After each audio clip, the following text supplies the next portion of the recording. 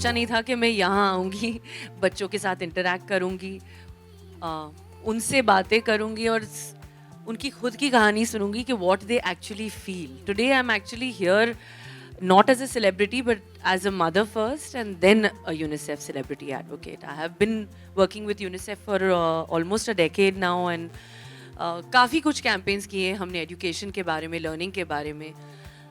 But I think this campaign was truly special when they came up with this thought that I should come and visit and come here and experience it myself. I thought that I must come to see as a mother, not as a celebrity, as a star.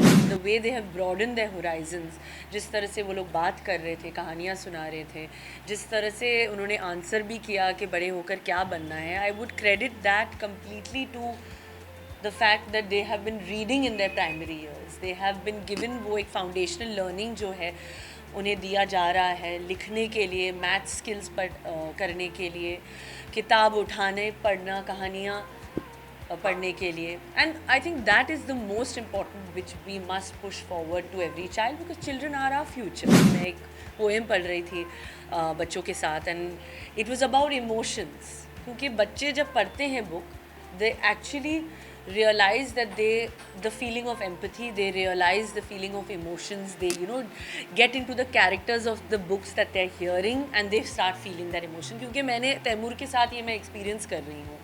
तो एक poem थी emotions के बारे में, मैं जब समझा रही थी उस पोएम को, they knew every emotion before that, which was really like amazing for me to see कि the kids already knew that.